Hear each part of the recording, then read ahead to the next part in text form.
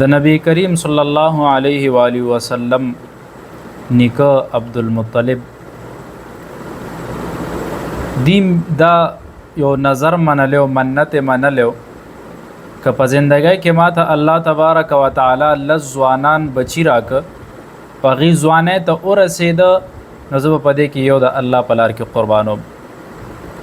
نو دی چې کله خپل بچی بوتلو ټول بچی بوتلو خانه کعبه ته خپل منت پوره کولو د پاره نو په هغه کې ټولو کې محبوب بچی چې هغه عبد الله دی نو قراندازه کې داغه نوم راځي. نو چې کله قراندازي شو د عبد الله نوم راغې نو بیا ډیر محبوب ورته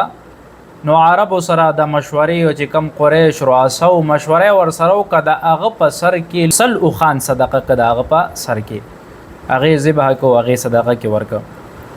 عبدالمطلب چې کله دا واده قابل شو نو د مدینه منوره قبیله زهرا رئیس وهب ابن مناف د دلور امینه بیبي او دی سره ورلوادو کو واده چې کله وشو د واده سوخ پاس ورځ پس ته مدینه منوره کې عبد الله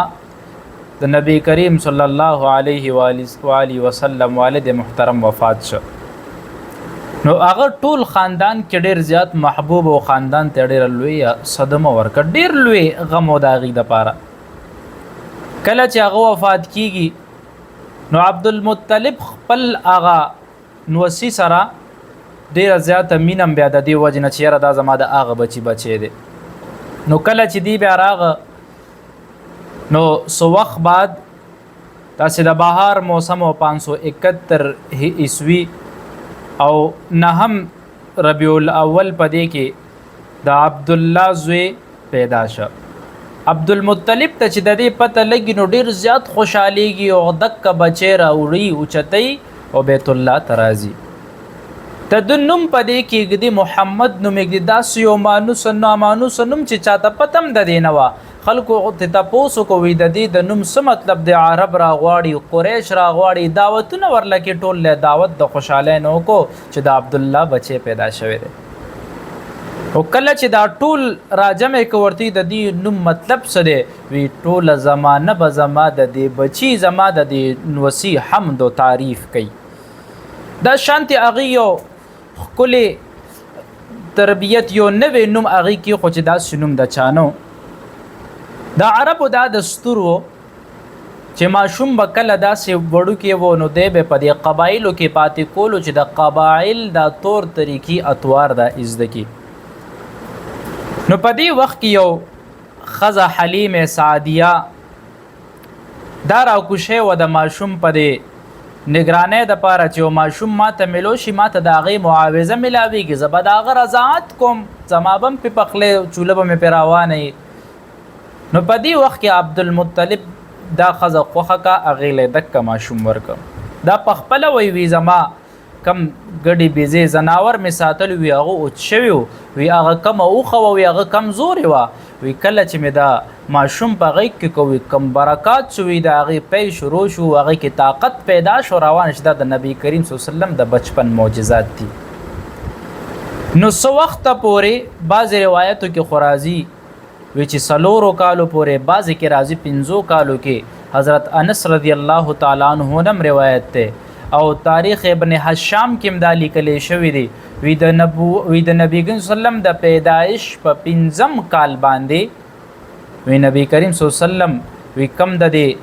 حلیمه سعدی د نبی کریم صلی الله علیه وسلم رضای چې کم وروړه خویندې وي هغې ورسره بهر لوبې کولې وی هغې زر زر رامنډه کې ویله وی زمونږ قریشي ورور وي 2 داسې سپینو کپړو والا خلک راغه هغې ونیوه چې کله راغه دی ساسو چې راغه د الله رسول نه تپوسو کو هغه ټیم خو ماشوم دی وی 2 کسان داسې راغلي وي چې زه سملولم وی زما سینې وشلوله او هغې نه زړه راوویسته.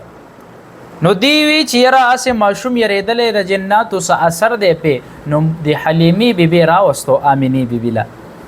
کله چې بیبي آمینې له راولي هغه ورته وی نه وی د ده په پیدایش کې ما ډېر ښایسته خوبونه لیدلي وی زما دا بچی دا به سردار وي دا به په ټوله دنیا کې یو عظیم انسان وي ده باندې دا سایې مایې نه کېږي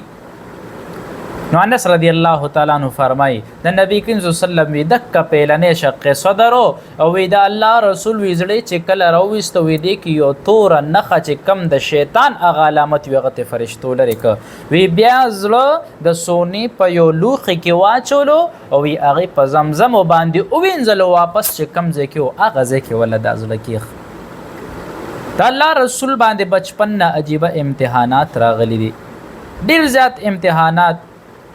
مور ور سره مینا د نیکه مینا بیا مور د نبی کریم صلی الله علیه و آله وسلم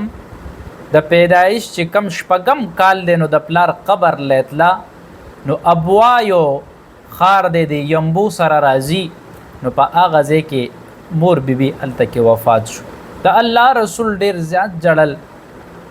بیا د دین کو ور سره نورم محبت زیات ځان ته نږدې کو په هر ځای کې ور سره او د سترګو یخواله د مور د دې وفات نه پس ته 2 کال د نیکه سره ډیر نږدې پاتې شو 2 کال پس ته غنی کوم رخصتیږي ډیر عجیب امتحانات د الله پر رسول په بچپن کې راځي اغه نیکی چې کم محبوب بچو ابو طالب اغه ته حواله کوي ابو طالب سره ډیره مینه سوا شو